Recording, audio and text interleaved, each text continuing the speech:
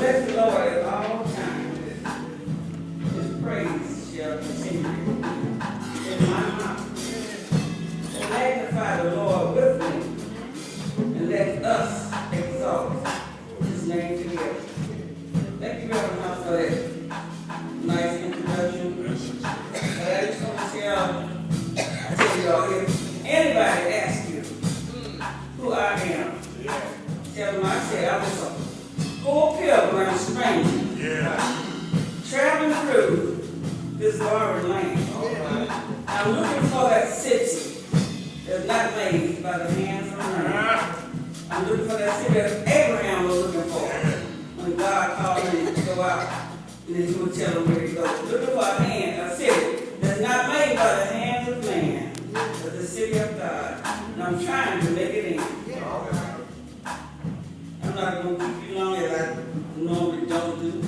I will call your attention to Genesis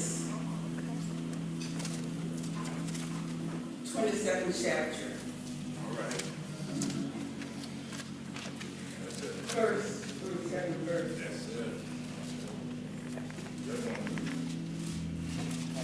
Genesis 22nd chapter. First, 2nd verse. And it came to pass after these things that God did tempt Abraham and said unto him, Abraham.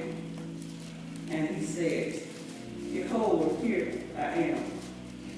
And he said, Take now thy son, thine only son Isaac, whom thou lovest, and get thee into the land of Moriah, and offer him there for a burnt offering upon one of the mountains which I will tell thee of. My theme is going to be Abraham, the friend of God. All right.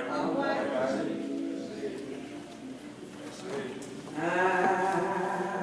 know I am a child of God.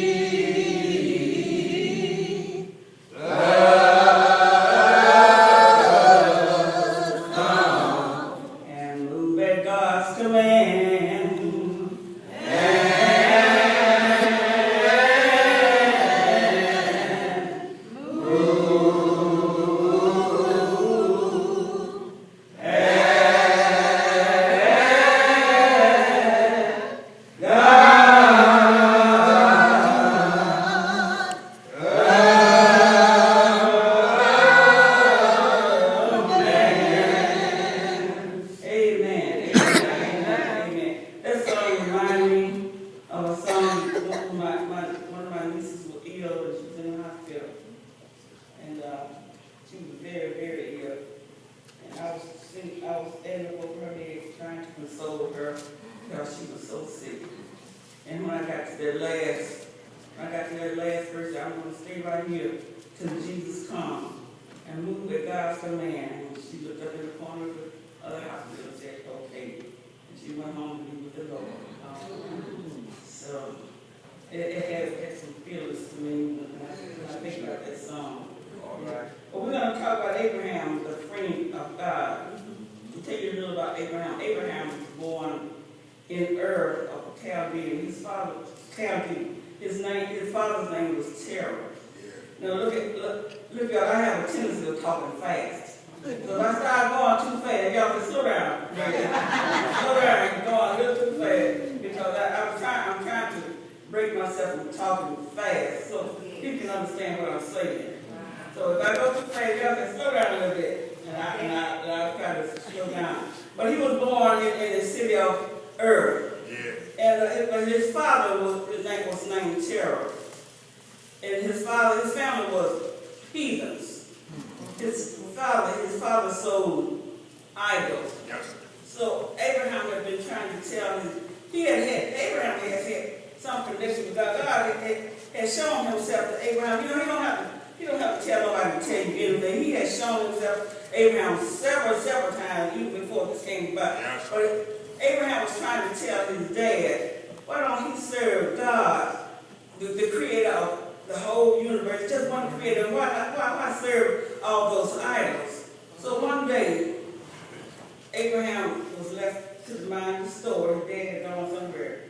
So Abraham took a hammer, and he broke up all the little idols. And he put the hammer in the big idol's hand. So when his dad came back in, he looked at it. He said, what happened? He said, oh, these idols got to fight in here. And this big idol told these jewels up. And Abraham father, Abraham, don't be ridiculous. Those idols don't have a life, and they don't have power. And Abraham said, well, why do you serve them? All right. All right. Why do you serve them? So why do you serve somebody that you made? That can't speak or can't do anything. But I didn't get an answer to that. But I'm just sure Abraham, he was living in a heathen family. But he knew about God. And he always was trying to tell somebody about God. And so one day God told Abraham, I want you to leave this family and go to a city that I will show you all. Abraham left his family. He left the uncertainty for the certain. He left the certainty for the uncertainty. He left the seen for the unseen. Left not knowing where he was going, but he left under what God had told him to do. So, it's good to be obedient to God. And all the time when God tells you to do something, he doesn't have to explain it to you. Why he told you to do that. All we have to do is to be obedient. Because whatever he tells us is for our benefit. It's for our benefit. And Abraham, he didn't ask God. That's the one thing about Abraham. God told him to do something. He didn't ask no questions. He just went on and did what he was told to do. I want to tell you a little about Abraham. I'm going to have to read up his paper.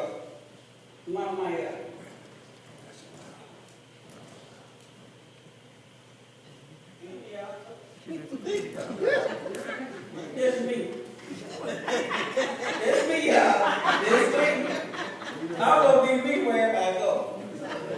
I can't be nobody else but me. All right. That's all right. So, one day God told Abraham, to leave home and go to a city that he would show him out. So Abraham's life is given to us in detail as we know him. And we know few other men in the Bible. He was from a great popular city of Ur.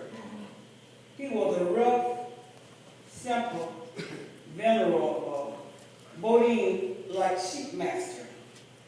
So he uttered no prophecy. He wrote no books. He sang no songs. And he gave no laws. Yet, In the long list of the Bible saints, he alone is spoken of as the father of the believers and as a friend of God. Little is known of him until he was 70 years old. Although living in a heathen home, he had yielded himself to God before he left home, or he was off in the land, when he went to the land of Canaan. When he left home, he went to the land of Canaan. So that was a place that he knew nothing of. He didn't know it. But under God's supervision, he went to the land of Earth. So God said, well, evidently he loved his family, his father better than he loved me better than he does his father, because he left his father because I told him to. So one day he called Abraham by name. The Abraham. Yeah, I don't know. He thought God was going to try to go give him something for being obedient. But God called him to a harder task. He said, I want you to kill Isaac. I knew that threw him for a loop, but it would throw me for a loop, and he asked no questions. I want you to kill Isaac, thy son, thine only son. Isaac, your heart. So Abraham,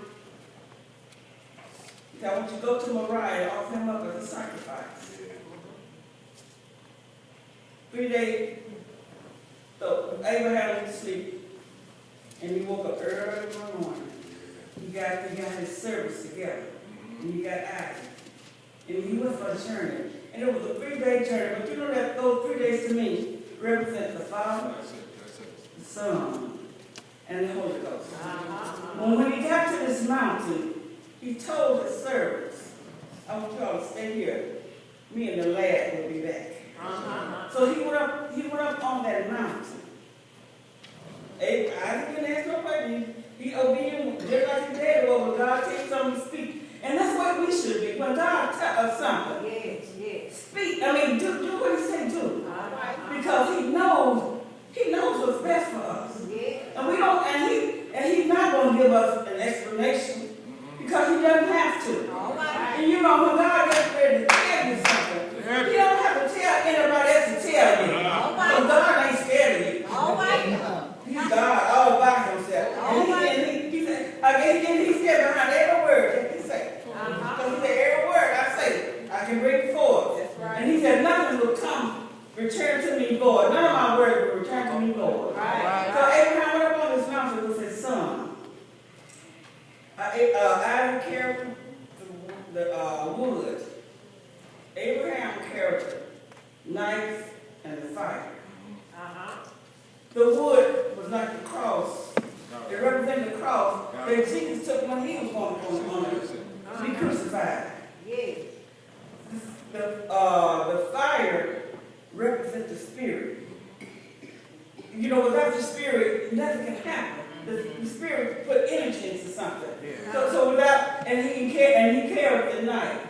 So when he had built the altar and everything, and had the fire, and Abraham said, where's the lamb? Abraham told him, God will provide himself a lamb. Isaac didn't ask any questions. So Abraham took Isaac and bound him. Isaac still didn't say God. And if he was able to take the wood up on a mountain, he could have wrestled with his 70-year-old dad. But he made no resistance. He just let his dad take him, lay him up on that wood. And Abraham put his hand on his head, you know, just like, because Abraham had been offering up sacrifices before. So he knew the proper way to do it. So he laid him up on that wood. He started the fire. And he put his head on Isaac's head. And he raised up his hand. Get ready to slay his son. God spoke. Abraham. Lay not thy hand upon thy son. Look over there. There's the ram in the bush. So, you know, when we go through our trouble, God, He's going to show up. And he said, man's experience is God's opportunity. When we go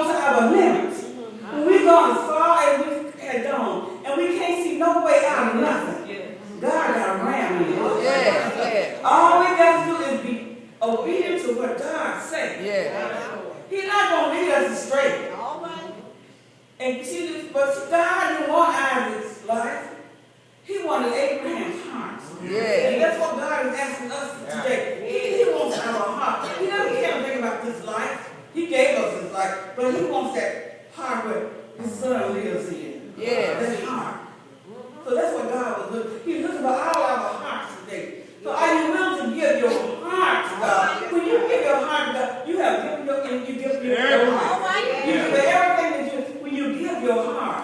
And God wants us to sometimes sacrifice our eye. If our right eye is our eye, sacrifice. If our right hand is our eye, he wants you to give it up. So he said, thou shalt have no other God before me. Your family, give your family up. If God speaks to you, if he wants you to do something, you have to give it up for God. Because God is almighty. And this sacrifice that Abraham did was a foreshadow of what was to come. Of the real sacrifice. Who was Jesus, our Lord and Savior. You know, they say they pierced him all night long. They beat him all night long. And when they got through beating him, they laid this cross up on his shoulder. And off he going to the cross. Taking that cross up on that mountain so they could crucify him. Yes. For the God we serve. And who wouldn't serve a God like that, who will give his only son? You see, Abraham gave Isaac to God because God was his friend. But God gave God Jesus to us, and we was his enemies. He said he died for while we were yet enemies. Christ died for us. That we might have eternal life. If there is Abraham in the house today, there is Isaac in the house who is willing to go all the way to see what the end going to be. Give your all to God. He's waiting, he's calling for us today. He wants to give what we got. Don't put anything in, because you can't be God given. I don't care what you got. You can't be God given. If it wasn't for God, we wouldn't be here today. We wouldn't be able to walk. We wouldn't be able to talk.